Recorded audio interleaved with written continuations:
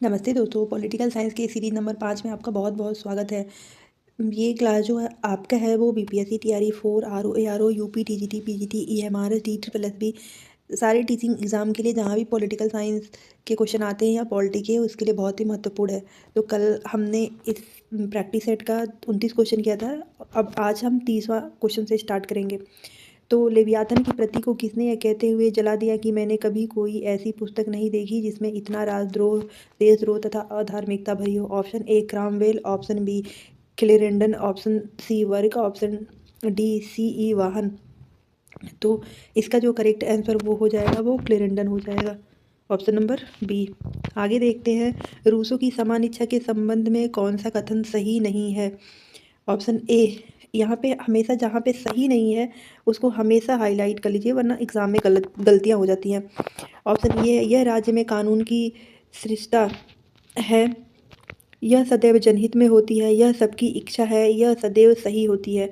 तो इसका जो करेक्ट आंसर हो जाएगा क्वेश्चन नंबर 30 का हमारा, वो हो जाएगा, सॉरी क्वेश्चन नंबर 31 का जो हो जाएगी, यह सबकी इच्छा है। तो कोई भी इच्छा सबकी नहीं हो सकती है, किसी की कुछ रहेगी और किसी की कुछ रहेगी। और रूसो ने जो विल है, इच्छा, वो दो तरह के बताया है। एक जनरल विल की बात करता है रूसो, और एक रियल विल की बात करता है। आगे देखते हैं, नीचे दो कथन दिए गए हैं, एक अभिकथन ए और दूसरा कारण आर है। अभिकथन, अरस्तु दासता का औचित्य सिद्ध करता है। कारण आर, दासता मालिक तथा दास दोनों के लिए उपयोगी है। आगे देखते हैं, नीचे दिए गए कूट में सही उत्तर चुनिए। ऑप्शन ए तथा आर दोनों सही है और आर ए की सही व्याख्या करता है। बी, ए तथा आर दोनों सही है किंतु आर ए की सही व्याख्या नहीं करता। सी, ए सही है लेकिन आर गलत है। डी, ए गलत है लेकिन आर सही है। तो क्वेश्चन नंबर ये हमारा 32 है। 32 का जो करेक्ट आंसर हो जाएगा वो हो जाएगा ए, सही भी है और सही व्याख्या भी करता है।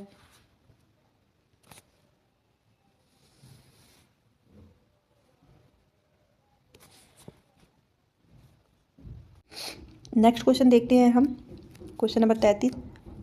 कार्ल पॉपर की रचना open society and its enemies निम्नलिखित में से किसकी मीमांसा है।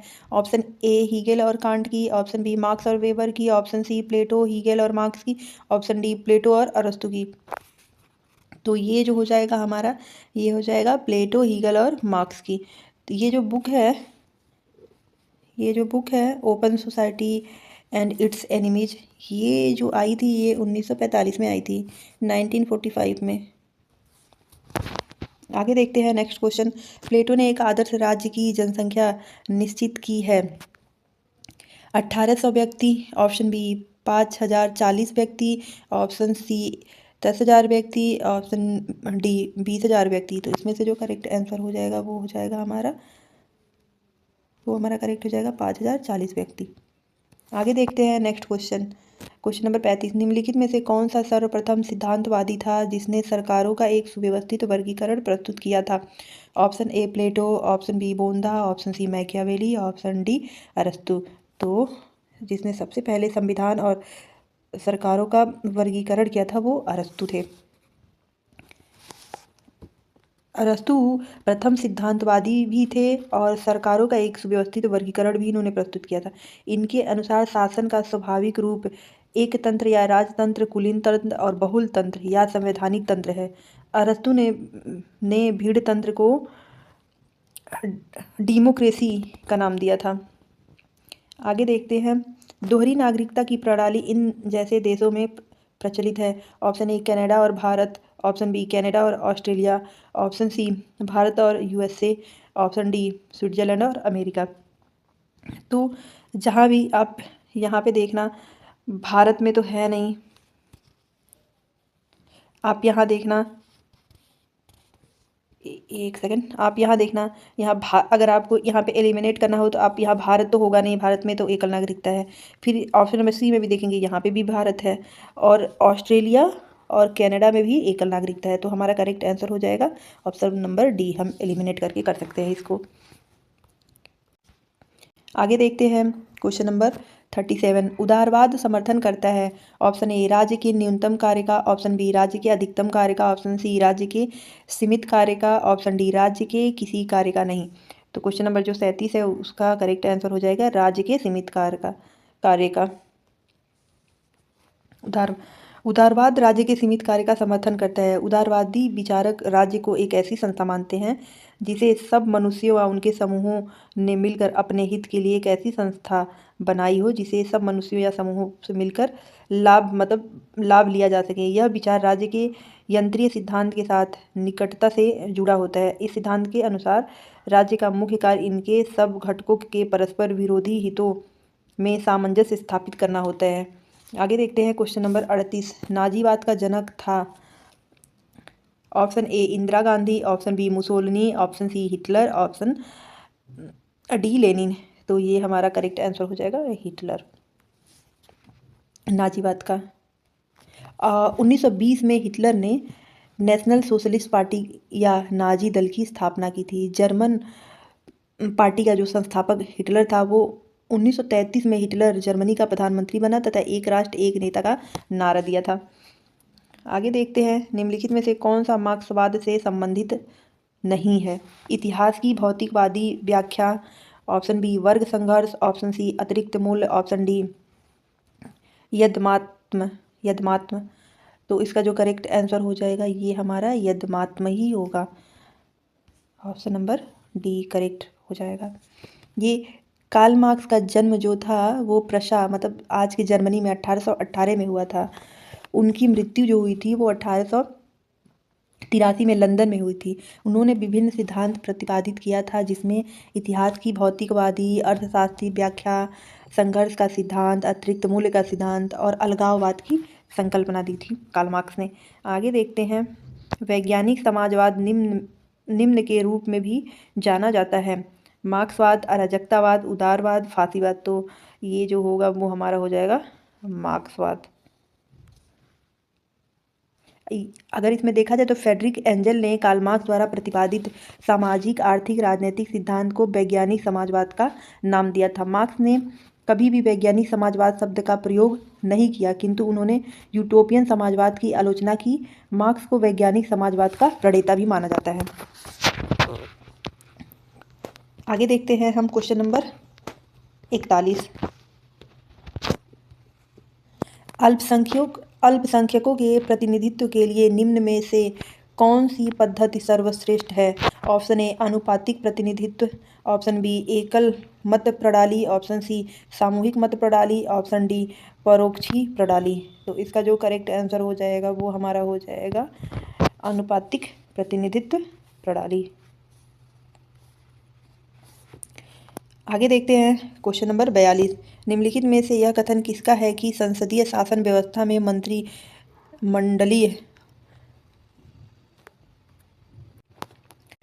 आगे देखते हैं क्वेश्चन नंबर 42। निम्नलिखित में से यह कथन किसका है कि संसदीय शासन व्यवस्था में मंत्रिमंडलीय उत्तरदायित्व की ओट में नौकरशाही फलती फूलती है? Herman Finer, option B Ramsay Muir, option C Harold Laski, option D Ivor Jennings. तो इसका जो करेक्ट आंसर हो जाएगा क्वेश्चन नंबर 42 का वो हो जाएगा हमारा Ramsay Muir. Option B right होगा। उसके बाद से क्वेश्चन नंबर 43 देखते हैं। जनवादी लोकतंत्र की अवधारणा संबंधित है? ऑप्शन ए लोकतंत्र की मार्क्सवादी अवधारणा से, ऑप्शन बी लोकतंत्र के विशिष्ट वर्गीय सिद्धांत से, ऑप्शन सी लोकतंत्र के बहुलवादी सिद्धांत से, ऑप्शन डी उपयुक्त में से किसी से भी नहीं। तो 53 का जो करेक्ट आंसर हो जाएगा वो हो जाएगा हमारा ऑप्शन नंबर 1 लोकतंत्र की मार्क्सवादी अवधारणा से। लोकतंत्र की मार्क्सवादी अवधारणा से। इसमें जो ये 53 नंबर क्वेश्चन है 43 जनवादी लोकतंत्र की अवधारणा का संबंध मार्क्सवादी चिंतन से जुड़ा है। इसके तहत किसान, बुर्जुआ, सर्वहारा, निम्न बुर्जुआ वर्ग के लोग अपनी मिलीजुली सरकार बनाते हैं जिसका उद्देश्य राजनीतिक स्वतंत्रता तथा आर्थिक स्वतंत्रता के आधार पर एक नए समाज का प्रस्थापना करती है। आगे देखते हैं क्वेश्चन नंबर 44। संसदात्मक सरकार में कार्यपालिका अपने समस्त कार्यों और नीतियों के लिए उत्तरदायी होती है। ऑप्शन ए राज्याध्यक्ष के प्रति, ऑप्शन बी लोकसभा के अध्यक्ष के प्रति, ऑप्शन सी न्यायपालिका के प्रति, ऑप्शन डी विधायिका के प्रति। तो क्वेश्चन नंबर जो 44 है उसका करेक्ट आंसर है विधायिका के प्रति। Option number D is right. आगे देखते हैं क्वेश्चन नंबर 45। अध्यक्षात्मक प्रणाली में राष्ट्रपति होता है।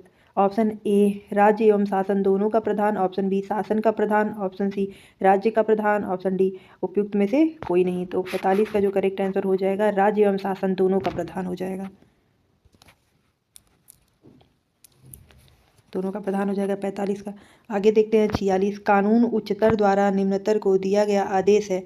कानून की यह परिभाषा निम्न में से किसने दी है? ऑप्शन ए ऑस्टिन ने, ऑप्शन बी सालमंड ने, ऑप्शन सी विल्सन ने, ऑप्शन डी ग्रीन ने। तो 56 का जो है ऑस्टिन के अनुसार कानून उच्चतर द्वारा निम्नतर को दिया गया आदेश है। ऑस्टिन कानून की व्याख्या करते हुए लिखता है कि कानून संप्रभुता संपन्न शक्ति का आदेश है जिसके साथ यह शर्त जुड़ी होती है कि उसका पालन न करने वाले को दंड दिया जाएगा या उसे किसी विशेष पुरस्कार से वंचित रखा जाएगा। ऑस्टिन संप्रभुता के बारे में काफ़ी विचार किया था। क्वेश्चन नंबर, इसका जो करेक्ट आंसर है ये ऑस्टिन थे।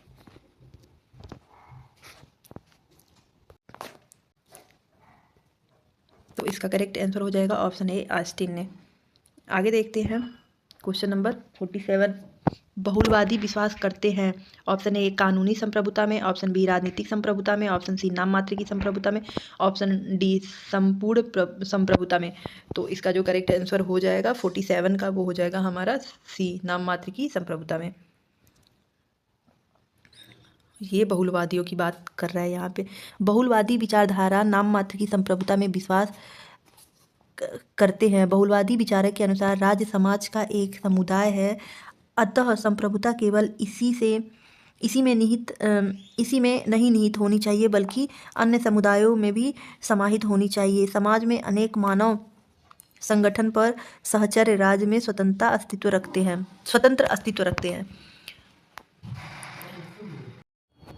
क्वेश्चन नंबर 48 देखते हैं। भारतीय संविधान के अनुसार तथ्यात्मक संप्रभुता निवास करती है।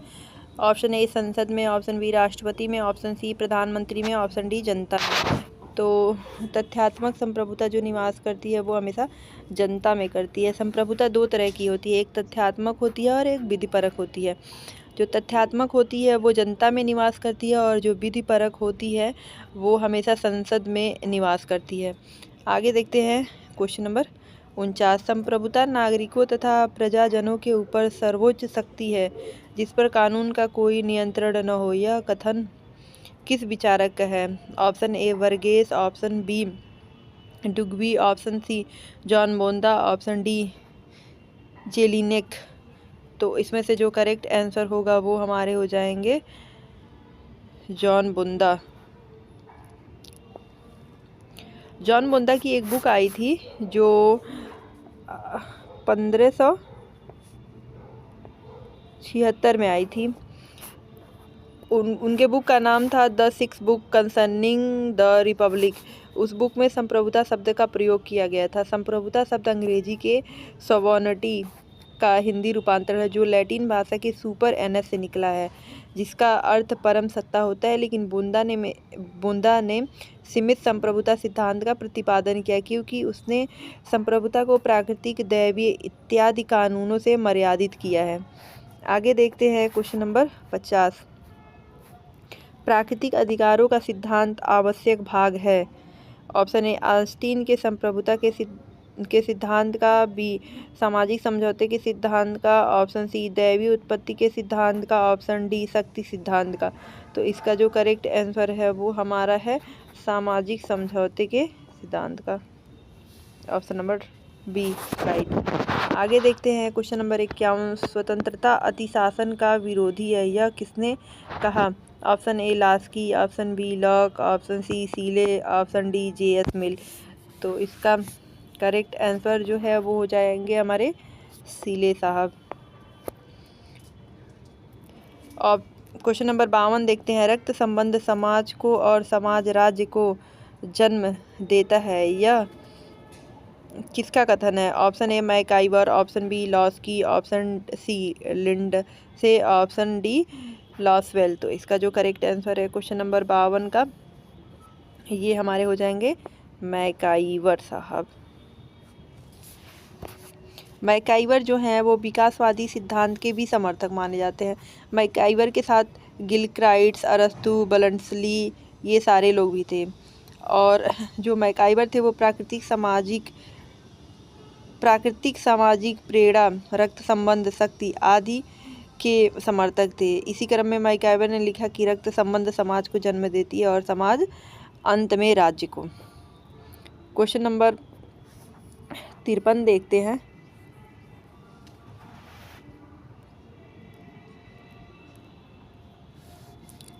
किसने कहा कि सबसे निकृष्ट राज्य भी सबसे उत्कृष्ट अराजकतावादी से अच्छा है? Option A Hegel, option B Rousseau, option C Locke, option D Hobbes. तो इसका जो करेक्ट आंसर है 53 का वो हाब्स हो जाएंगे। 54 नंबर क्वेश्चन देखते हैं। निम्न में से किस भाषा में शब्द स्टेट्स, जिससे शब्द स्टेट उत्पन्न हुआ, प्रथमतः प्रयुक्त हुआ? मतलब सबसे पहले स्टेट शब्द जो है जिसमें से स्टेट निकला कहाँ प्रयुक्त हुआ है? तो ग्रीक भाषा में, जर्मन में, ट्यूटोनिक में या इंग्लिश अंग्रेजी में? तो इसका जो करेक्ट आंसर हो जाएगा वो हमारे हो जाएगा ट्यूटोनिक में। क्वेश्चन नंबर 55 देखते हैं। निम्न में से किसने कहा राज्य पृथ्वी पर ईश्वर का अवतरण है? तो ये जो हमारा हो जाएगा option A Plato, option B Kant, option C Hegel और ऑप्शन डी ग्रीन। तो इसका जो करेक्ट आंसर हो जाएगा वो हो जाएंगे हमारे हीगल साहब। आगे देखते हैं। किस राजनीतिक विचारक ने आधुनिक काल में राज्य शब्द का सर्वप्रथम प्रयोग किया? Option A Plato, option B बोंदा, ऑप्शन सी मैकियावेली और ऑप्शन डी हाब्स। तो इसका जो करेक्ट आंसर हो जाएगा वो हमारा हो जाएगा सी, मैकियावेली ने सबसे पहले राज्य शब्द का प्रयोग किया था। मैकियावेली इस विषय में कहता है कि राज्य एक ऐसी संस्था है जो अपने क्षेत्र में सर्वोच्च शक्ति का प्रयोग करती है। तो हमारे हो जाएंगे ऑप्शन नंबर सी मैकियावेली। आगे देखते हैं। जब मैं राजनीति विज्ञान शब्द के शीर्षक के अंतर्गत परीक्षा प्रश्नों के एक समूह को देखता हूँ तो मुझे प्रश्नों पर नहीं अपितु शीर्षक पर खेद होता है। यह कथन किसका है? Option A Maitland, option B Comte, option C Buckle और ऑप्शन डी ब्राइस। तो क्वेश्चन नंबर 57 का जो है वो आंसर हो जाएगा हमारे मेटलैंड साहब हैं। मेटलैंड जो हैं उन्होंने ज्ञान की वर्तमान अवस्था में राजनीति को विज्ञान माना है तो बहुत दूर रहा ज्ञान की वर्तमान अवस्था में राजनीति को विज्ञान मानना तो बहुत दूर रहा। यह कलाओं में सबसे पिछड़ी हुई कला है। इस बात को मेटलैंड ने व्यंग्य भाषा में कहा था कि जब मैं राजनीतिक विज्ञान शीर्षक के अंतर्गत परीक्षा प्रश्नों को देखता हूँ तो मुझे प्रश्नों के प्रति नहीं वरन शीर्षक के प्रति खेद होता है। जबकि अरस्तु ने इसे सर्वोच्च विज्ञान कहा तथा बर्नार्ड शाह ने इसे मानवीय सभ्यता को सुरक्षित रख सकने वाला विज्ञान माना है। आगे देखते हैं क्वेश्चन नंबर 58। निम्नलिखित में से किसके द्वारा स्वतंत्रता और समानता के मध्य संतुलन बनाने का सराहनीय सिद्धांत दिया गया है? Option A Robert Nozick, F.A. Hayek, Friedrich Hayek, John Rawls और एंटोनियो ग्राम्सी। तो इसका जो करेक्ट आंसर हो जाएगा वो हमारे हो जाएंगे ऑप्शन सी जॉन रॉल्स।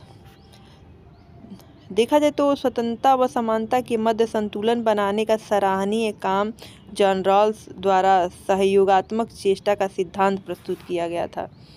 आगे देखा जाए परंपरागत राजनीति विज्ञान का निम्न में से कौन लक्षण नहीं है? ऑप्शन ए अमूर्त रूप, ऑप्शन सी दार्शनिकता पर बल, ऑप्शन बी काल्पनिकता, ऑप्शन डी तथ्यों के अध्ययन पर बल। तो इसका जो करेक्ट आंसर हो जाएगा वो हमारा हो जाएगा तथ्यों के अध्ययन पर बल। ऑप्शन नंबर डी करेक्ट होगा। क्वेश्चन नंबर 60 देखते हैं। राजनीति विज्ञान का संबंध राज्य तथा उनके साधन सरकार से है, यह किसने कहा? तो option A Garner, option B Dimock, option C गिलक्राइट्स, ऑप्शन डी सीले। तो इसका करेक्ट आंसर हो जाएगा 60 का हमारा डिमॉक।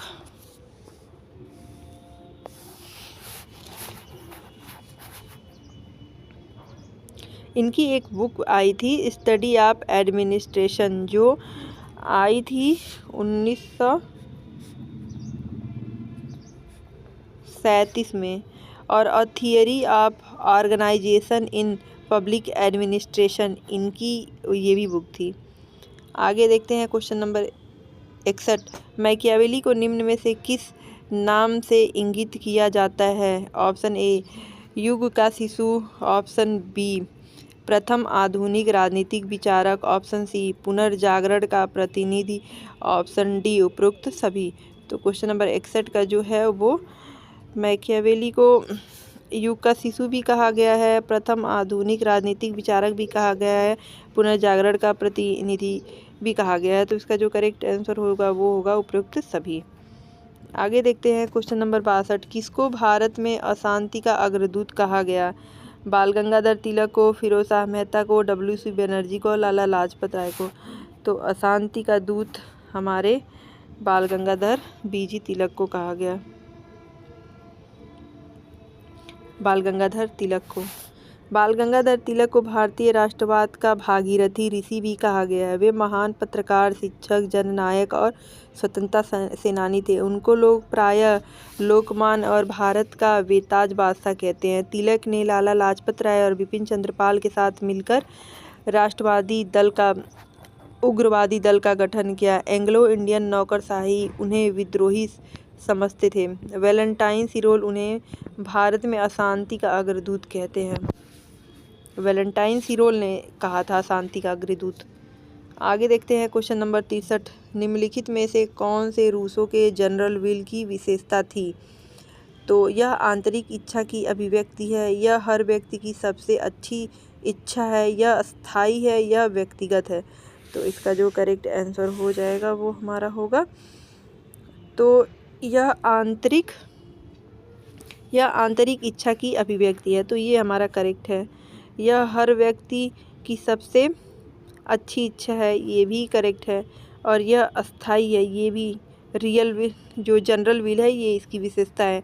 यह व्यक्तिगत है, तो ये हमारा नहीं होगा, यानी कि इसमें से हम ये ऑप्शन नंबर सी राइट है। तो आज के इस सीरीज़ में बस इतना ही।